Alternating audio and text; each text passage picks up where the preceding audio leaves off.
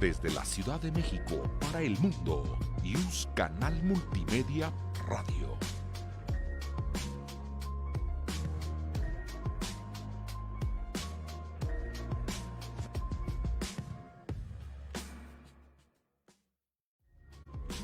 Yus Canal Multimedia, derecho a tus oídos. Desde la Ciudad de México para el mundo, Yus Canal Multimedia Radio. Yus Canal Multimedia presenta Mundo Forense, conducido por Zoraida García Castillo, Anaí Rodríguez González y Carla Vázquez Barrera. Un programa de la Escuela Nacional de Ciencia Forense y la Facultad de Derecho de la UNAM.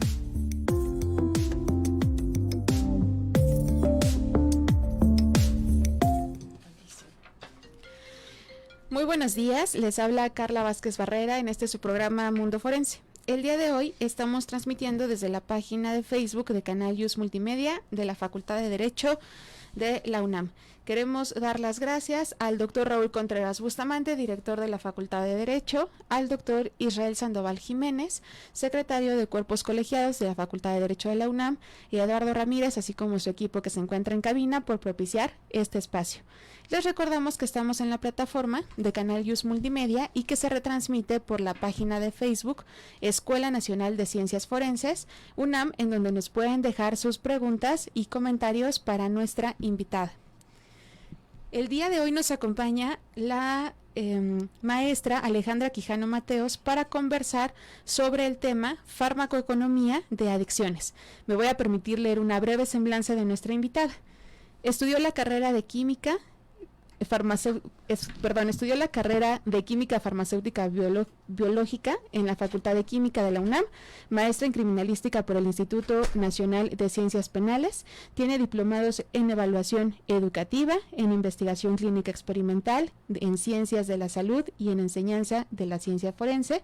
Cuenta con certificación por parte de la entonces Secretaría del Consejo de la Coordinación para la Implementación del Sistema de Justicia Penal, para poder impartir cursos y capacitación para peritos. Actualmente forma parte del grupo de investigación del Laboratorio de Toxicología y Química Forense de la ahora Escuela Nacional de Ciencias Forenses y es responsable del sistema de gestión de calidad en la unidad de investigación, encargándose de la implementación y el seguimiento de un sistema integrado por las normas ISO 901 y 9001. 9001. 17025. Gracias, 17025. Gracias, maestra. Forma parte de las redes temáticas de ciencias forenses y farmacoquímicos de CONACYT y es miembro de la Asociación Internacional de Toxicólogos Forenses. La farmacoeconomía es una disciplina de la salud que se encarga de analizar los costos de los productos farmacéuticos que se emplean en el sistema sanitario. Esta evaluación incluye la identificación, el cálculo y la comparación de precios, así como los riesgos y los beneficios que puede proporcionar. La justificación fundamental de la evaluación económica es que los recursos son limitados en relación con sus aplicaciones beneficiosas, potenciales, y por lo tanto se requiere maximizar el bienestar social. Es preciso tener en cuenta todos los efectos de aquellas decisiones que afectan de forma directa o indirectamente a la asignación de los recursos. De un tema tan actual vamos a conversar el día de hoy con nuestra invitada. Bienvenida, maestra, es un gusto tenerla aquí. Muchas gracias. Pues empezamos con platicar, ahondar un poquito más en lo que es la farmacoeconomía, y es que esta es una rama que nos va a ayudar a desde optimizar los recursos en una clínica donde se dé tratamiento y puede tener impactos hasta en las políticas públicas. Entonces, pues a partir de los diferentes tipos de estudios que se hacen es que nosotros vamos a obtener información de utilidad. A nosotros, en el grupo de trabajo de la unidad de investigación, nos llamó la atención cómo es que se emplea o cómo se aplican estos estudios a lo que es el tratamiento de las adicciones, ya que pues también tenemos la asignatura de farmacodependencia y adicciones en la licenciatura en ciencia forense, y por lo tanto empezamos a ahondar en bueno, ¿qué es lo que pasa cuando la enfermedad es una adicción? ¿Cómo se trata? Y bueno, esto nos ha llevado a más preguntas. Tenemos un proyecto de colaboración con la Clínica de Atención Integral para las Adicciones de la Facultad de Medicina, que de hecho se lleva en psiquiatría. Y con ellos estamos empezando a hacer estos estudios de costeo de la enfermedad a fin de que, aplicando dos perspectivas, que es primero la perspectiva del paciente, que los participantes de este estudio puedan estar más conscientes de lo que cuesta, no solo lo que es el consumo de las sustancias de abuso, sino lo que cuesta tratarlo. Y por otro lado, que en la misma clínica tengan información de utilidad que les permita optimizar sus recursos para que puedan tener sus programas de tratamiento pues más efectivos. O sea que esto parte de un proyecto de investigación en conjunto y lo que busca es tener cuantificado económicamente cuál es el costo, no solo para la parte de la adicción, sino los efectos y el tratamiento. Así es. La cuestión de la farmacoeconomía es que pues podemos estudiar diferentes momentos. Podemos hablar de la parte del diagnóstico, en la cual vamos a pensar cuánto cuesta esta enfermedad. Desde los estudios, ¿no?, clínicos que se utilizan. Si estamos pensando en una enfermedad clásica, es más fácil visualizarlo, ¿no? ¿Cuánto te cuesta hacerte una glucosa, una glucosa sanguínea, ¿no?, una hemoglobina glucosilada, demás? En el caso de las adicciones vamos a hablar de otros tipos, otras herramientas. Sin embargo, sí existen herramientas para diagnosticar.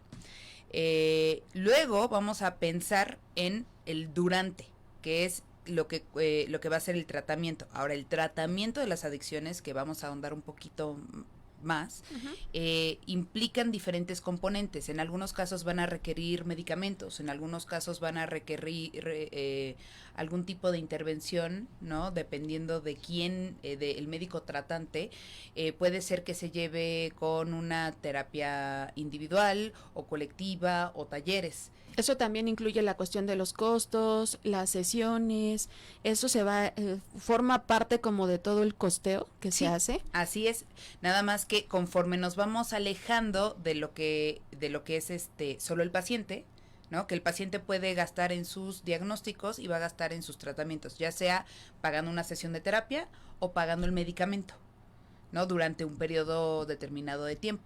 Sin embargo, si nosotros cambiamos la perspectiva a lo que es la institución que está dando el servicio de tratamiento de la adicción, entonces vamos a pensar en lo que cuesta mantener la clínica, ¿no? Nada más en pensar en lo que son los servicios, en honorarios, en capacitación del personal y demás. Entonces vamos a estar jugando, bueno, no jugando, pero sí haciendo cálculos que les sirvan a diferentes actores dentro de este fenómeno que es el tratamiento de las adicciones. Y por lo tanto vamos a desarrollar diferentes modelos que nos van a permitir estimar el costo, que es el primer punto de partida en la farmacoeconomía. ¿Cuánto me cuesta esta enfermedad? Y a partir de ello podemos hacer diferentes estudios. Entonces está la minimización de costos, ¿no? ¿Cómo puedo hacer para que este tratamiento salga más económico? O costo-beneficio, comparar el tratamiento que yo estoy proponiendo contra el no hacerlo.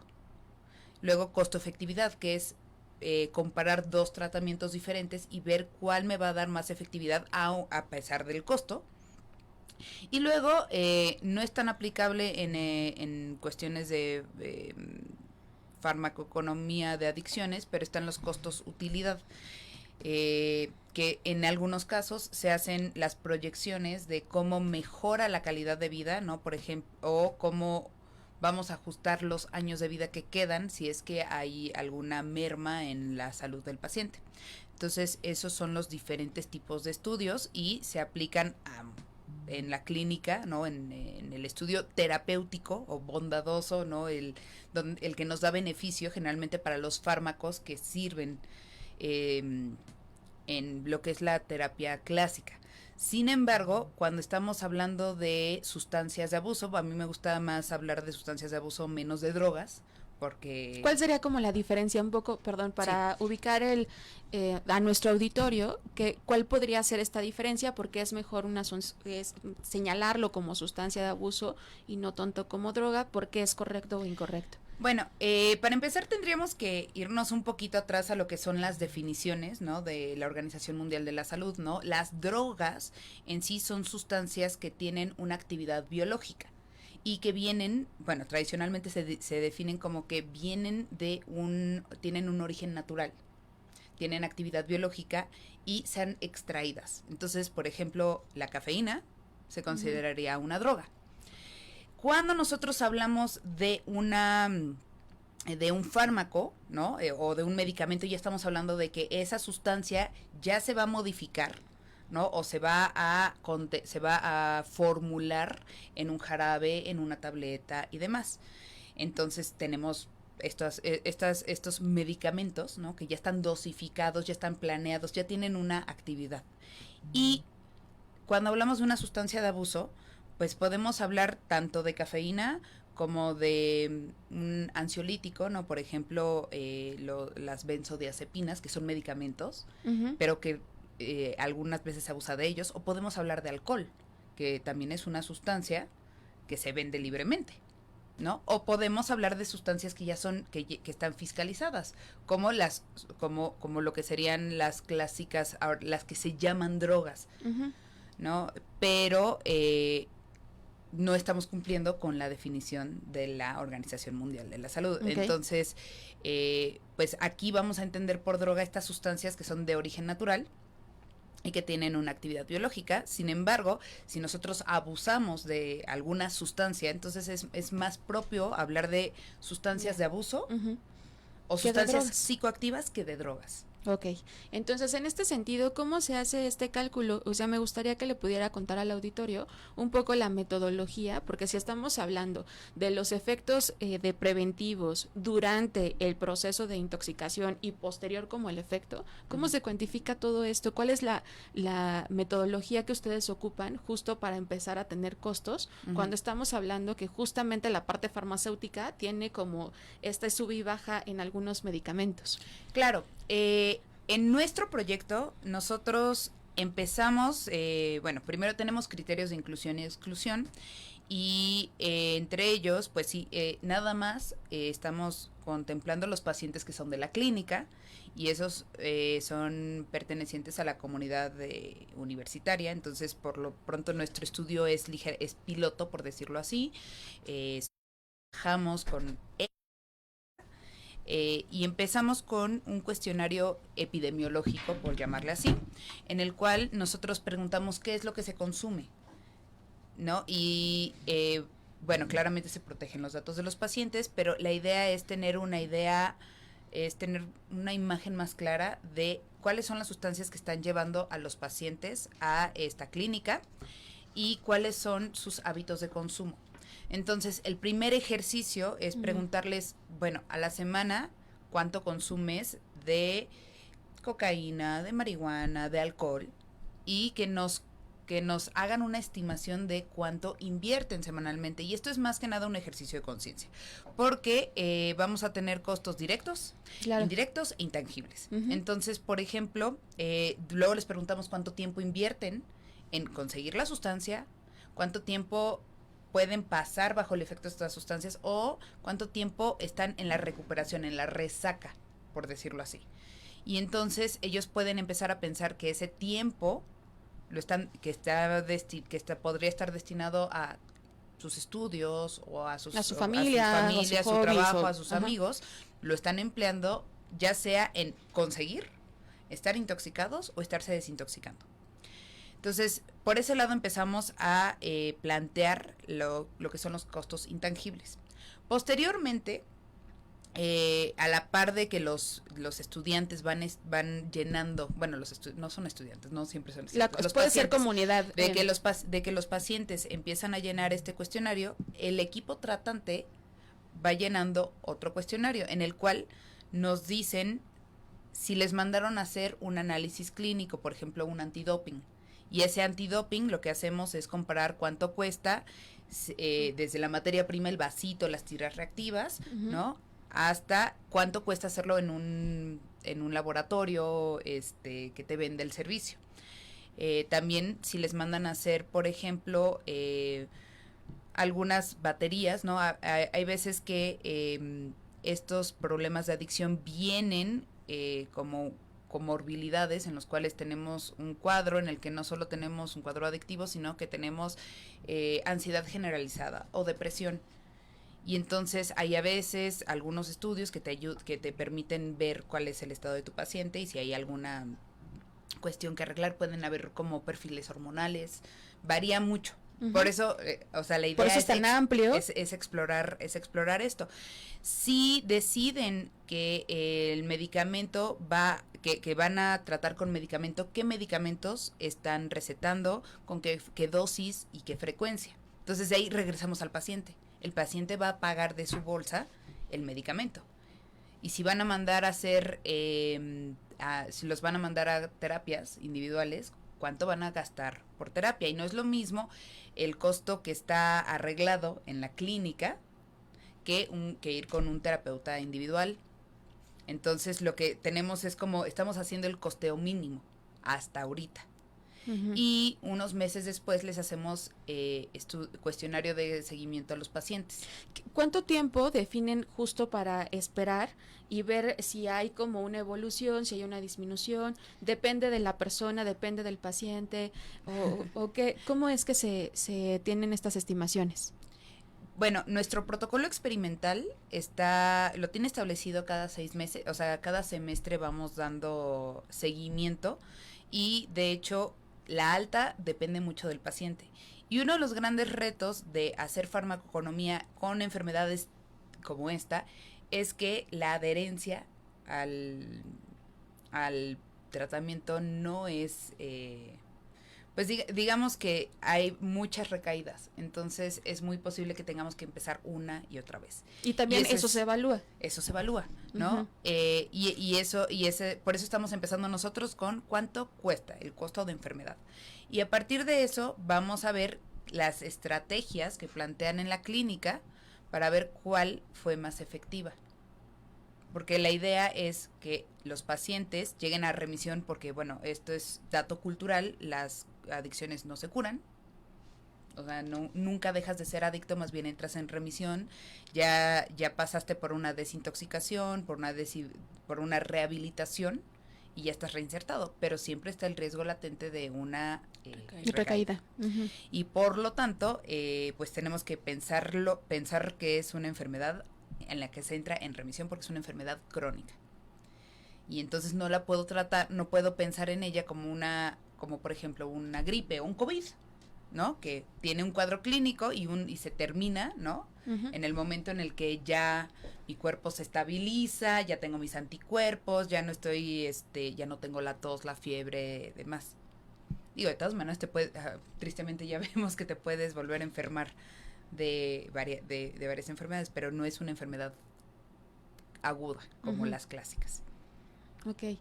Y en este sentido, cuando se tiene justo como este seguimiento y están observando cómo es el tratamiento y luego se tiene como esta evaluación, se tiene justo como una plática con la persona o en este caso con el paciente como para hacer esto visible en cuanto a costos, beneficios, cómo es que se maneja la información o entra un grupo multidisciplinario, se sientan con la persona, le explican y luego qué hacen con todos esos datos que se van generando. Bueno, como buen ensayo, esto se trata como un estudio de investigación clínica, aunque técnicamente nosotros no les tomamos muestras, pero sí recabamos información de interés. Entonces, para cumplir con los lineamientos de bioética, les damos un consentimiento informado en el cual les damos la explicación de cuál es el objetivo, cuál va a ser la metodología y qué tienen que hacer. Y claramente también, pues se habla de cómo estamos protegiendo sus datos personales, ¿no? Hay algunos datos sociodemográficos que nos sirven a nosotros para ver cuál es la población que está llegando, ¿no? Cuál es el rango de edad, los sexos biológicos, de qué facultades, si es que vienen de facultades, o sea, para tener un mejor entendimiento de los pacientes que llegan a la clínica, pero todo esto se les informa desde un inicio. en todo ensayo clínico se tiene que hacer así y se les da una carta de revocación de consentimiento en la cual, y en todo estudio clínico debe de pasar, tú tienes como paciente derecho a decir, no, ya no quiero que uses mis datos, y en ese momento se borra toda su información de la base de datos.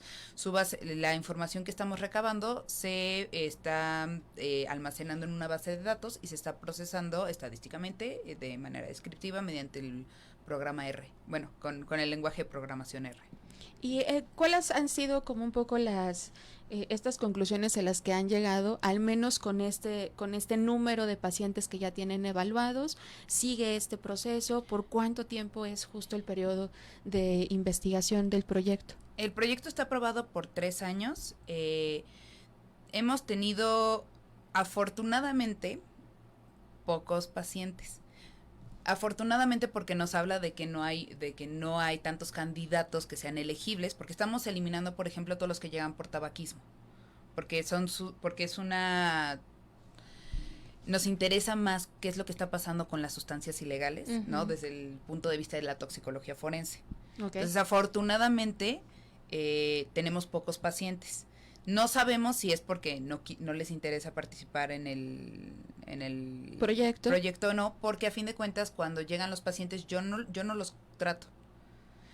Llegan a la clínica y entonces tienen su entrevista con psiquiatra, psicólogo, trabajo social, y se les hace una serie de baterías de preguntas, ¿no? Por ejemplo, se puede diagnosticar la adicción siguiendo el manual del DSM-5, y ellos ponderan si la adicción es leve, si es moderada o si es grave. Entonces, otro de nuestros criterios es que buscamos adicción leve a moderada. Si es grave, no van a estar con nosotros porque normalmente se les canaliza a otras instituciones donde van a recibir un apoyo para el cual no se tienen los recursos en la clínica. Por ejemplo, si necesitan estar internados, la clínica no tiene las capacidades. Funciones. Entonces, por eso tenemos muy acotado esto. La idea es que al término de este reclutamiento y procesamiento de datos, tengamos una manera de darles un modelito a otras clínicas para que puedan, a su vez, informar a sus pacientes sobre lo que les cuesta el tratamiento, porque siempre te ayuda más, bueno, no sé si siempre, pero te ayuda mucho estar consciente de que salir o recuperarte te va a costar. Entonces, la próxima vez que haya un riesgo de una recaída es pensar, sí, pero van a ser 6 meses de este medicamento que me costó tanto, y terapias y demás. Y por otro lado, en las instituciones que están dando este servicio, que vayan buscando, ¿no?, dónde es que tienen que pues concentrar sus esfuerzos, porque tal vez pueden encontrar que los talleres o las terapias grupales tengan una efectividad comparable con la de las terapias individuales. Esto no lo sé, porque todavía no tengo los resultados, claro, pero de ahí viene ese interés.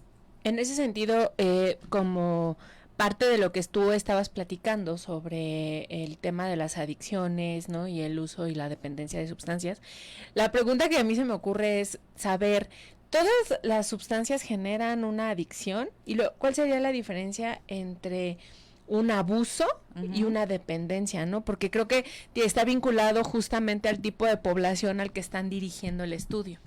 Esa es una pregunta muy interesante, y te voy a contestar con mi palabra favorita, que es depende. Y es que efectivamente no todas las sustancias provocan adicción. No, pensemos, por ejemplo, en el alcohol, ¿no? Hay personas que pueden consumir pues una copita, su copita de ron pop en diciembre y no vuelven a tomar en todo el año. Hay quienes se toman una copa de vino todos los días y no por beber todos los días son alcohólicos. Entonces, tenemos que empezar a dimensionar esto como que es una enfermedad que se va a dar como en una tormenta perfecta. en la cual van a entrar en juego muchos factores. Entonces depende de la sustancia. Hay sustancias que son más adictivas que otras, ¿no? La nicotina es muy adictiva. Los opioides, como la heroína y ahora el fentanilo, son muy adictivos. Mientras que sustancias que se consideran drogas, ¿no? Drogas en el contexto en el que empezamos a hablar, como los alucinógenos, ¿no? Los hongos, la mescalina y demás, no son tan adictivas. Claro.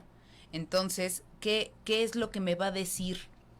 Yo tengo que considerar cuál es la sustancia y, más importante aún, que esta enfermedad crónica tiene procesos biológicos en los cuales el cerebro, o sea, ciertos circuitos del cerebro, como el circuito de la recompensa, entran en juego, y entonces vamos a considerar que van a haber personas que tienen una sensibilidad mayor a que si se activa este ciclo de recompensa quieran repetir una y otra vez.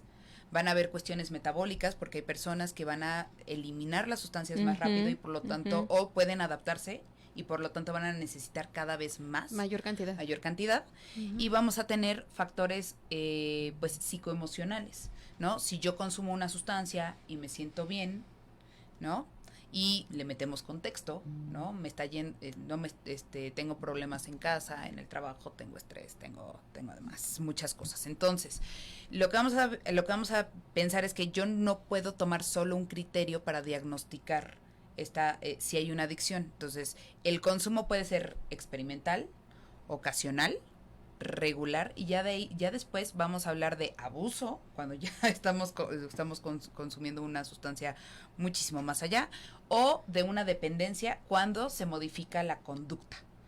Y eso quiere decir que ya el consumir la sustancia se vuelve prioridad, que yo ya empiezo a tener cambios de humor si no consumo.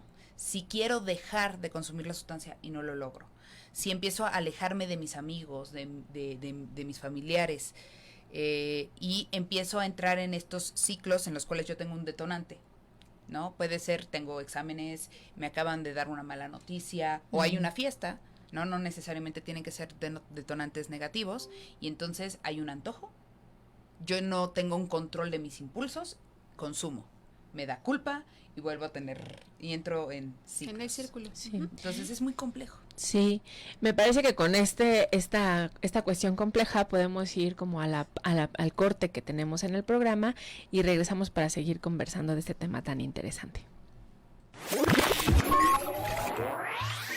Síguenos de lunes a viernes en la programación de YUS Canal Multimedia, Derecho a tus oídos.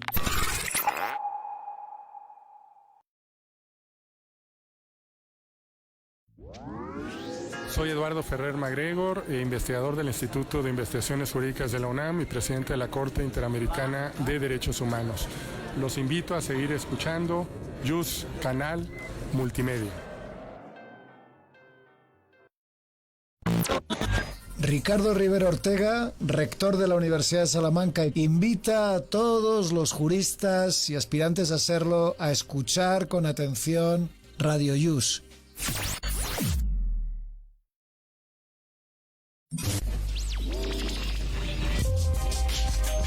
Esta estación es afiliada a la Red de Radios Universitarias de México.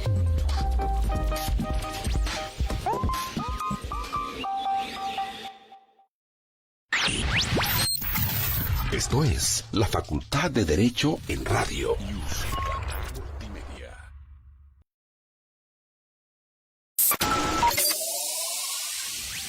¿Les interesa conocer más sobre el derecho procesal penal?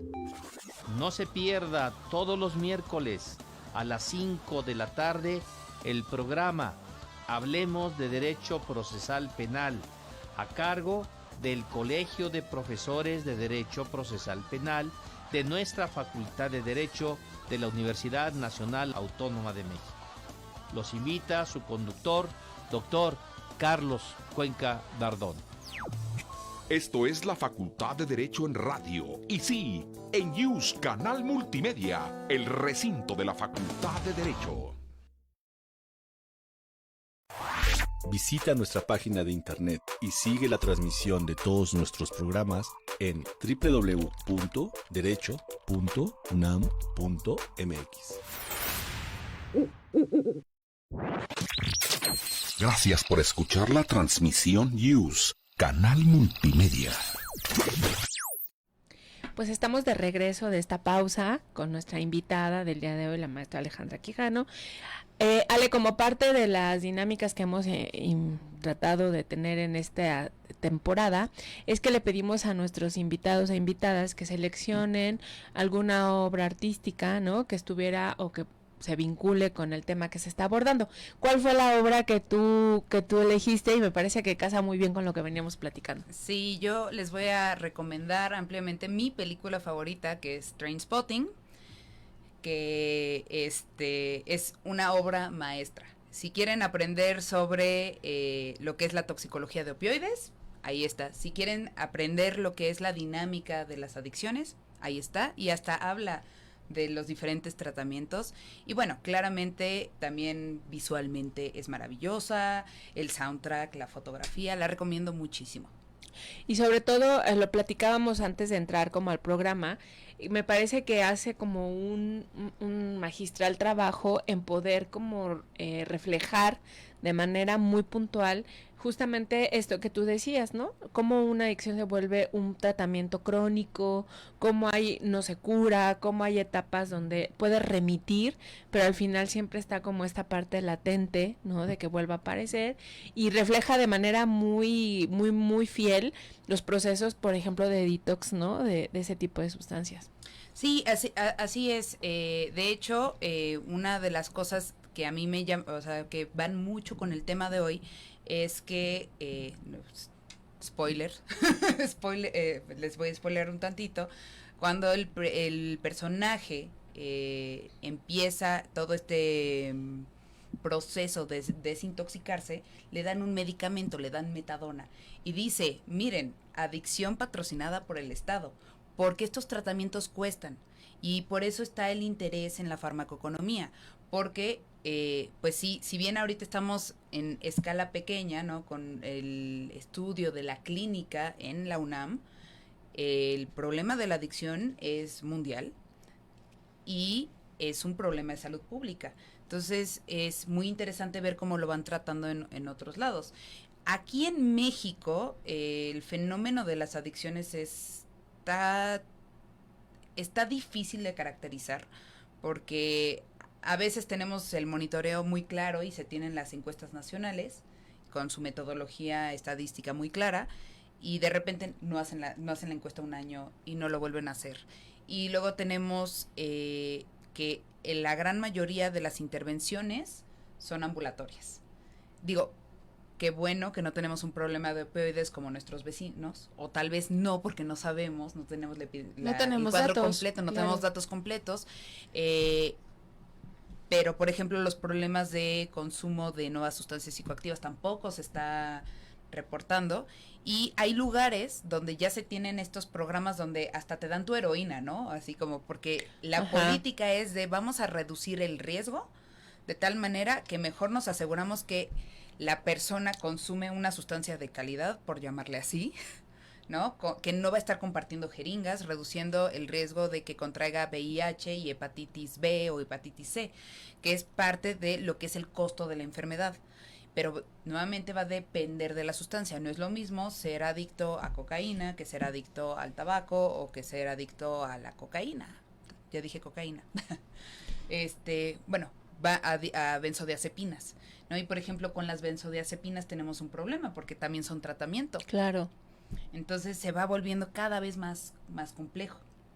Sí. Y además porque justo la política del Estado es diferente, ¿no? No lo vemos como un tema de salud, sino lo vemos como una parte de cuestión de seguridad pública, y el discurso justo hace que las personas no se acerquen a un tratamiento, que tengan miedo de dar sus datos, que tengan justo como esta apertura a las instituciones que pues seamos como muy concretos, no tienen un seguimiento eficaz, serio, y a mí me parece que este modelo, generar este protocolo, pues puede ser en un nivel macro pues muy interesante para el Estado, ¿no? Incluso puede dar datos, generar incluso pues esta parte de estadística para la parte de salud pública y empezar a generar pues una política diferente, que es justo lo que tengo entendido que sería un poco el fin de este proyecto. Ojalá llegue a ese impacto o que tenga ese alcance, o sea, idealmente sí, pero pues es que tenemos mucho que saber. O sea, estamos empezando como todo lo que hemos estado haciendo desde la Escuela Nacional, es siempre empezar de poquito en poquito, ¿no? Y con la esperanza de generar conocimiento de utilidad, ¿no?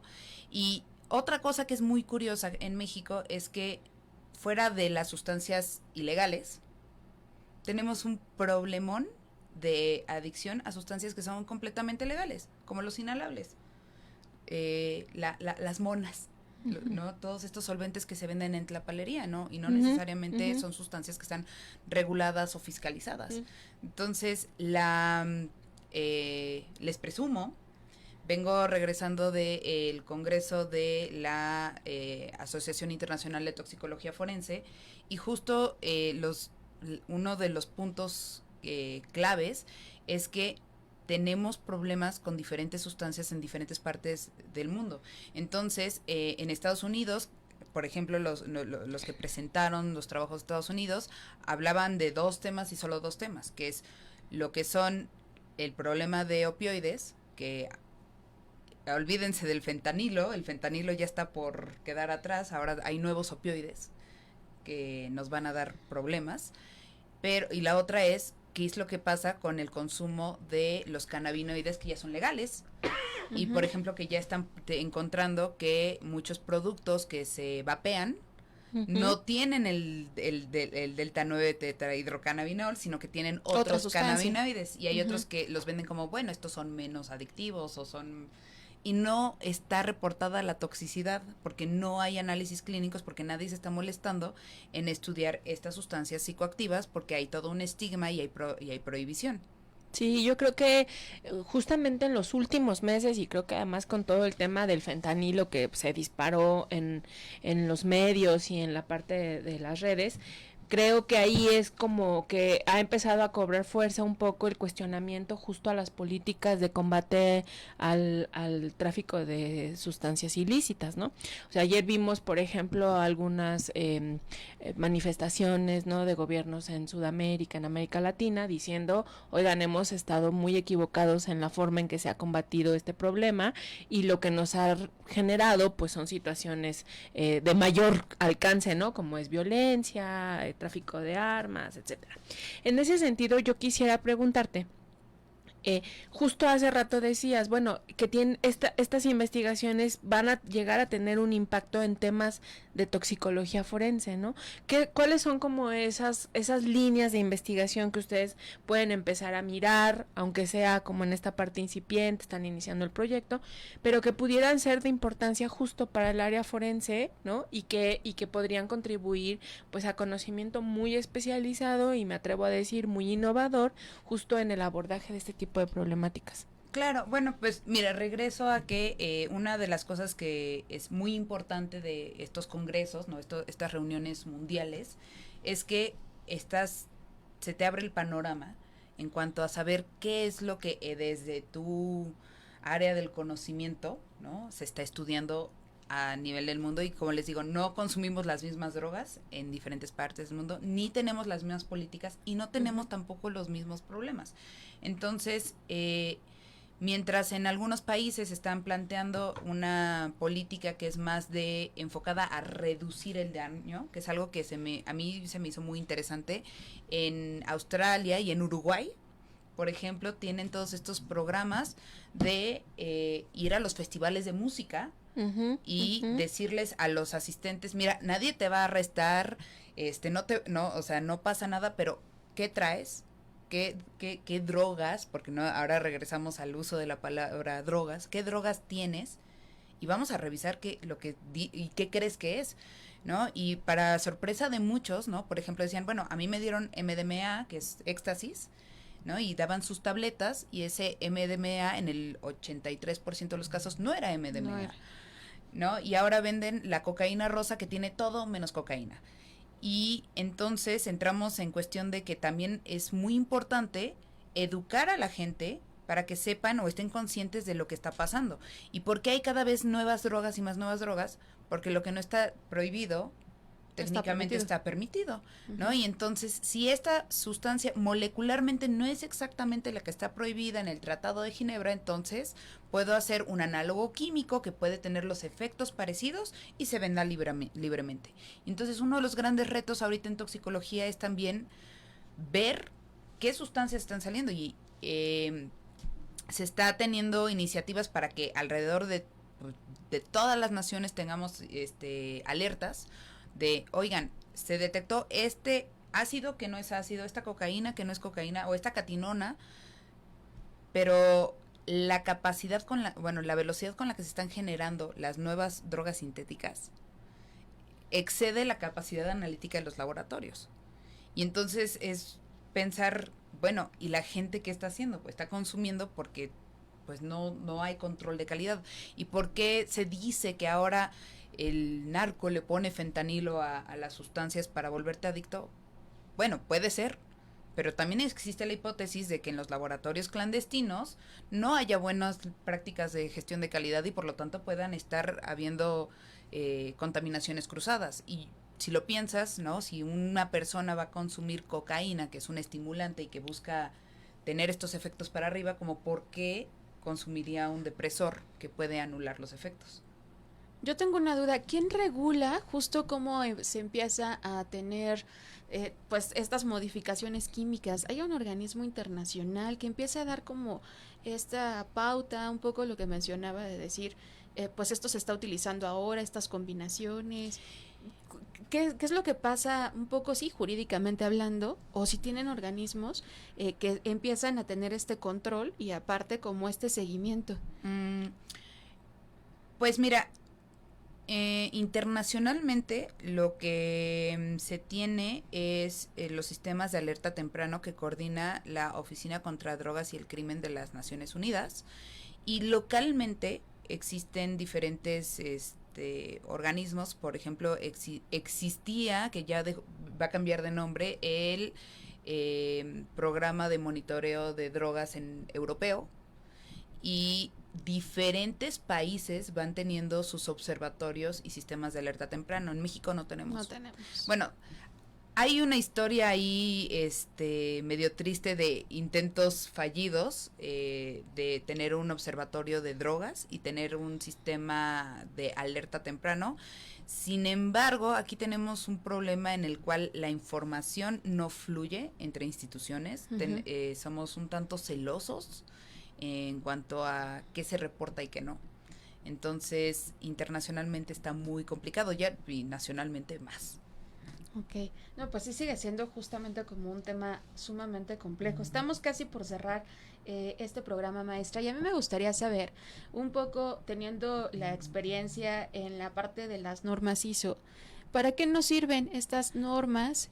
¿Cuál podría ser como de utilidad? ¿Qué establece? ¿Qué regula? Tendría que ser muy rápido, pero me gustaría mucho que nos pudiera contar. Ok, rápidamente, las normas ISO pueden aplicar para muchas cosas. En el ámbito forense aplican específicamente la 17025 para los laboratorios que hacen análisis.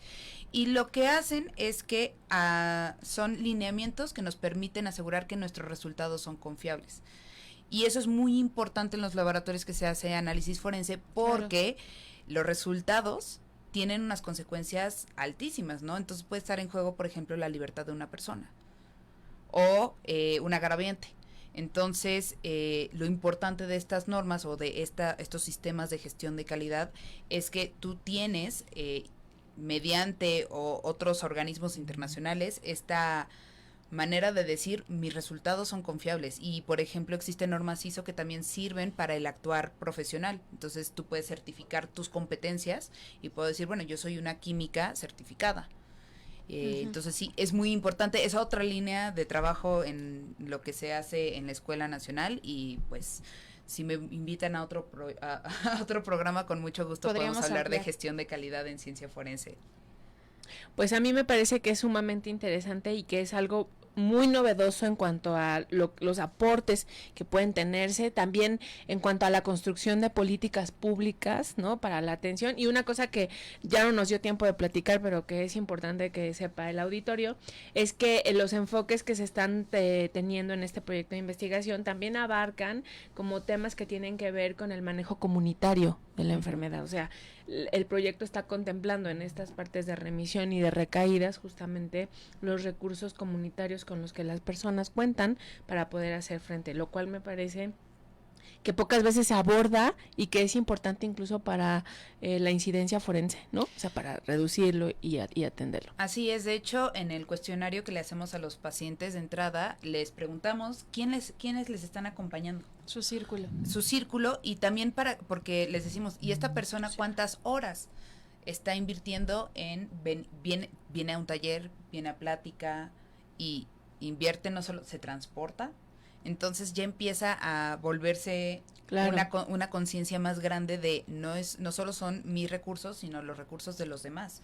Y entonces al estar consciente de esta red de apoyo, es más probable que tengas un mejor apego al tratamiento. Claro, y eso refleja justamente la dificultad y la complejidad en el abordaje. Pues muchísimas gracias por haber estado con nosotros el día de hoy en este programa. Les hacemos rápidamente una cordial invitación al 6º Congreso de Ciencias Forenses, que se realizará los días 4, 5 y 6 de octubre. Les pedimos por favor que quienes estén interesados e interesadas consulten nuestra página de Facebook y nuestras redes sociales, en donde puedan encontrar toda la información relacionada con ese evento. Les agradecemos su presencia en este programa de Mundo Forense y nos vemos la próxima semana. Muchas gracias y excelente día. Gracias por la invitación. La Facultad de Derecho agradece a quienes realizaron este programa, conductores, invitados y productores, quienes participan de manera honoraria. En News, Canal Multimedia, Derecho a tus oídos.